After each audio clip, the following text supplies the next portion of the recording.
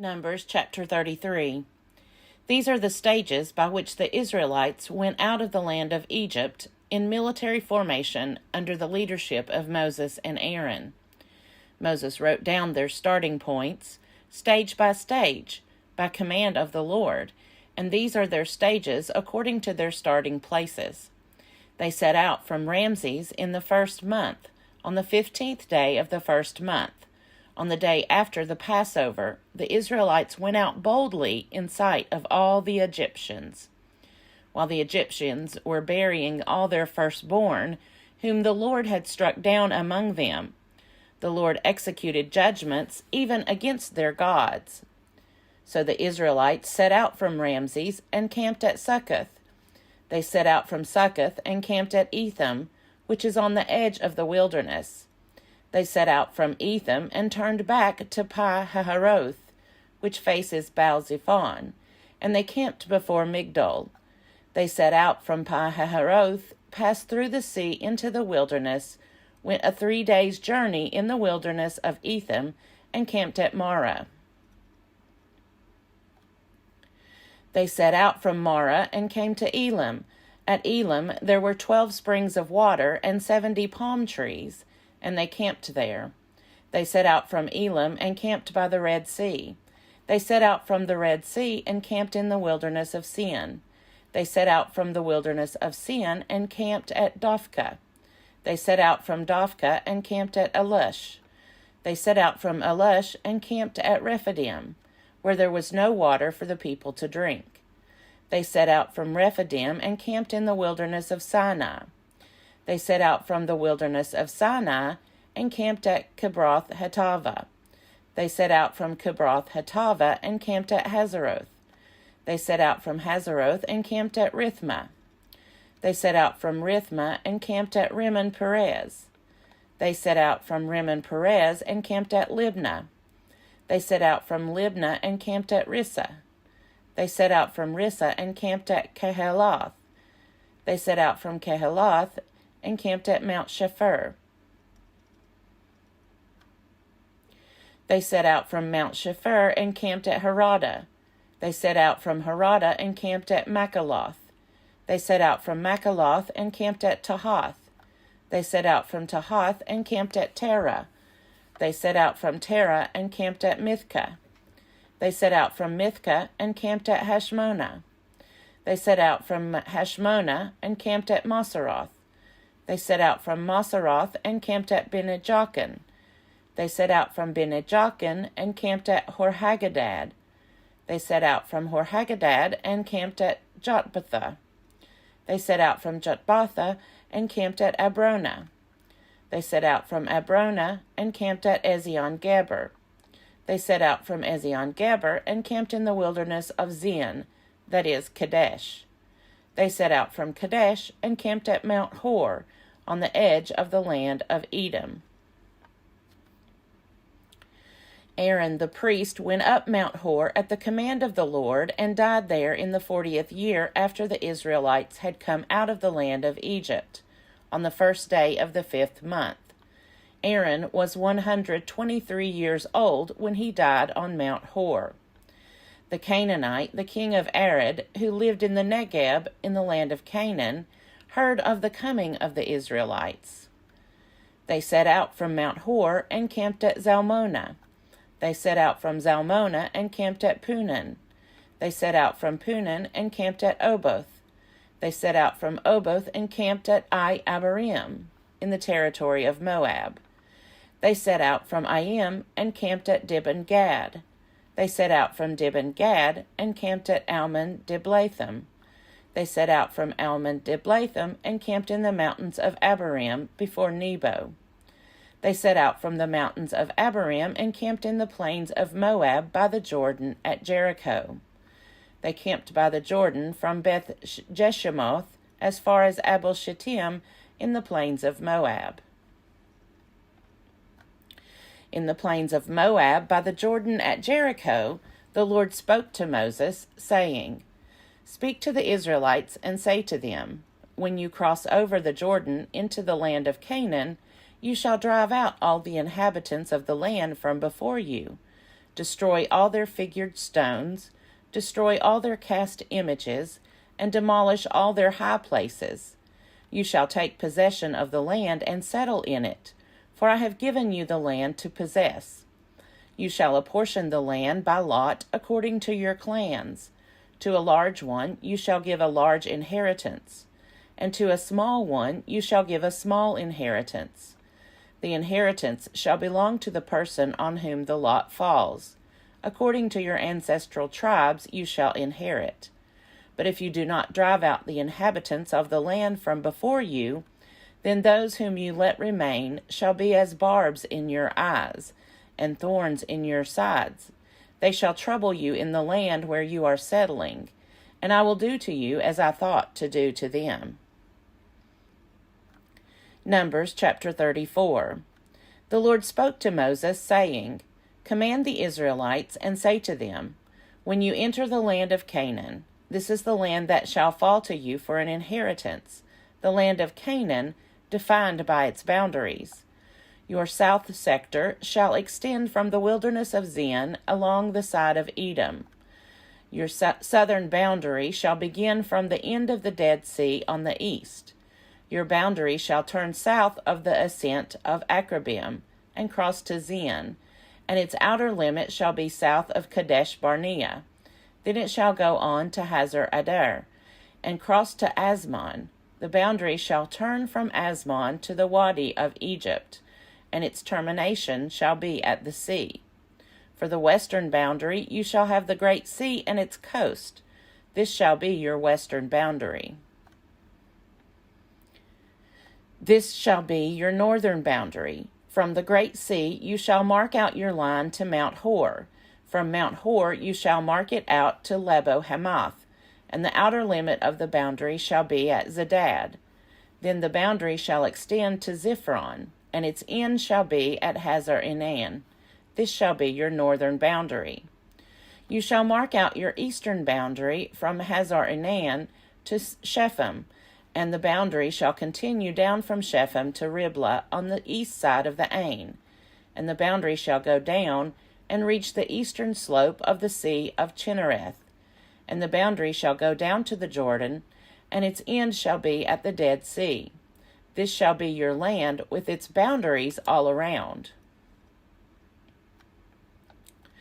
Moses commanded the Israelites, saying, This is the land that you shall inherit by lot, which the Lord has commanded to give to the 9 tribes and to the half-tribe, for the tribe of the Reubenites by their ancestral houses, and the tribe of the Gadites by their ancestral houses, have taken their inheritance, and also the half-tribe of Manasseh. The 2 tribes and the half-tribe have taken their inheritance beyond the Jordan at Jericho eastward, toward the sunrise. The Lord spoke to Moses, saying, These are the names of the men who shall apportion the land to you for inheritance. The priest Eleazar and Joshua son of Nun. You shall take 1 leader of every tribe to apportion the land for inheritance. These are the names of the men. Of the tribe of Judah, Caleb son of Jephunneh. Of the tribe of the Simeonites, Shemuel son of Ammihud. Of the tribe of Benjamin, Eladad son of Chishlon. Of the tribe of the Danites, a leader, Buki son of Jogli. Of the Josephites, of the tribe of the Manassites, a leader, Haniel son of Ephod. And of the tribe of the Ephraimites, a leader, Kemuel son of Shiftan. Of the tribe of the Zebulunites, a leader, Elizaphan son of Parnach. Of the tribe of the Issacharites, a leader, Paltiel son of Azan. And of the tribe of the Asherites, a leader, Ahihud son of Shalomi. Of the tribe of the Naphtalites, a leader, Pedahel son of Ammihud. These were the ones whom the Lord commanded to apportion the inheritance for the Israelites in the land of Canaan. Numbers chapter 35. In the plains of Moab, by the Jordan at Jericho, the Lord spoke to Moses, saying, Command the Israelites to give, from the inheritance that they possess, towns for the Levites to live in. You shall also give to the Levites pasture lands surrounding the towns. The towns shall be theirs to live in, and their pasture lands shall be for their cattle, for their livestock, and for all their animals. The pasture lands of the towns, which you shall give to the Levites, shall reach from the wall of the town outward 1,000 cubits all around. You shall measure, outside the town, for the east side of 2,000 cubits, for the south side 2,000 cubits, for the west side 2,000 cubits, and for the north side 2,000 cubits, with the town in the middle. This shall belong to them as pasture land for their towns. The towns that you give to the Levites shall include the 6 cities of refuge, where you shall permit a slayer to flee, and in addition to them you shall give 42 towns. The towns that you give to the Levites shall total 48, with their pasture lands. And as for the towns that you shall give from the possessions of the Israelites, from the larger tribes you shall take many, and from the smaller tribes you shall take few, each, in proportion to the inheritance that it obtains, shall give of its towns to the Levites. The Lord spoke to Moses, saying, Speak to the Israelites, and say to them, When you cross the Jordan into the land of Canaan, then you shall select cities to be cities of refuge for you, so that a slayer who kills a person without intent may flee there. The cities shall be for you a refuge from the avenger, so that the slayer may not die until there is a trial before the congregation. The cities that you designate shall be 6 cities of refuge for you. You shall designate 3 cities beyond the Jordan, and 3 cities in the land of Canaan, to be cities of refuge. These 6 cities shall serve as refuge for the Israelites, for the resident or transient alien among them, so that anyone who kills a person without intent may flee there. But anyone who strikes another with an iron object, and death ensues, is a murderer.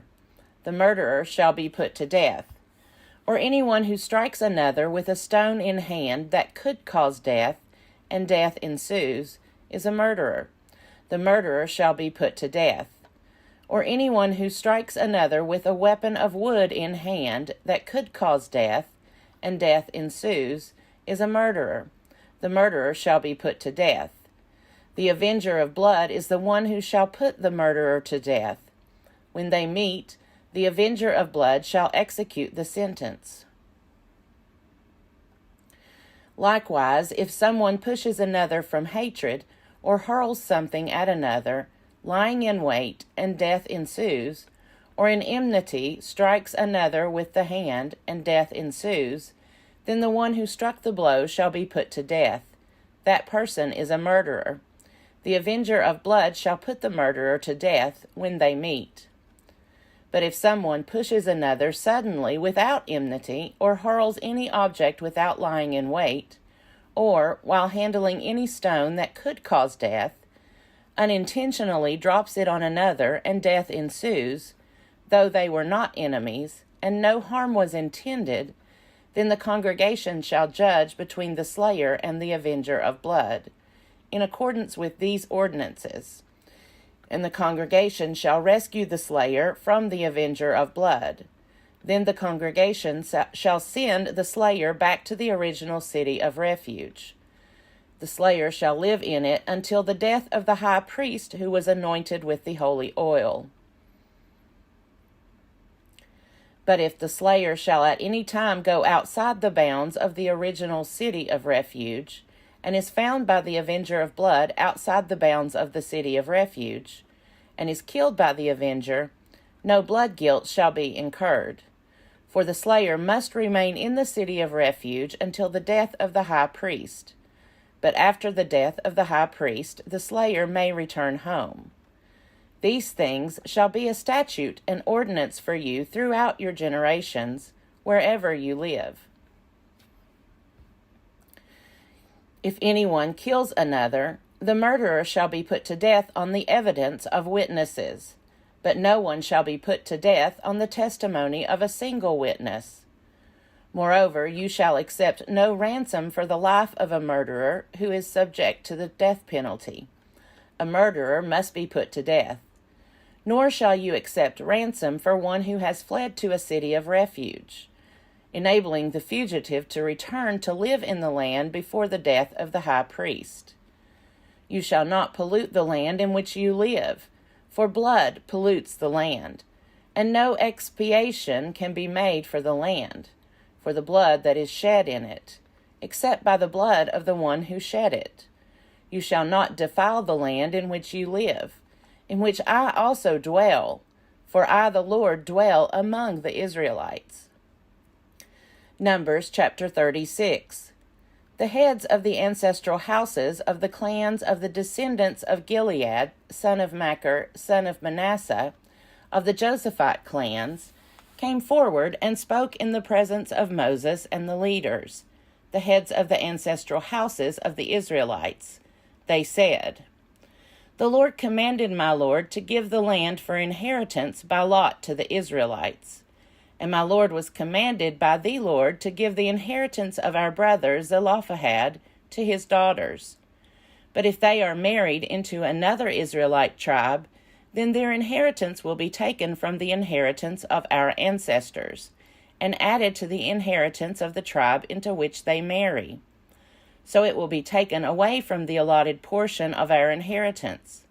And when the Jubilee of the Israelites comes, then their inheritance will be added to the inheritance of the tribe into which they have married, and their inheritance will be taken from the inheritance of our ancestral tribe. Then Moses commanded the Israelites according to the word of the Lord, saying, The descendants of the tribe of Joseph are right in what they are saying. This is what the Lord commands concerning the daughters of Zelophehad. Let them marry whom they think best, only it must be into a clan of their father's tribe that they are married, so that no inheritance of the Israelites shall be transferred from one tribe to another. For all Israelites shall retain the inheritance of their ancestral tribes. Every daughter who possesses an inheritance in any tribe of the Israelites shall marry one from the clan of her father's tribe, so that all Israelites may continue to possess their ancestral inheritance. No inheritance shall be transferred from one tribe to another, for each of the tribes of the Israelites shall retain its own inheritance. The daughters of Zelophehad did as the Lord had commanded Moses. Mahlah, Tirzah, Hoglah, Milcah, and Noah, the daughters of Zelophehad, married sons of their father's brothers. They were married into the clans of the descendants of Manasseh, son of Joseph, and their inheritance remained in the tribe of their father's clan. These are the commandments and the ordinances that the Lord commanded through Moses to the Israelites in the plains of Moab, by the Jordan at Jericho.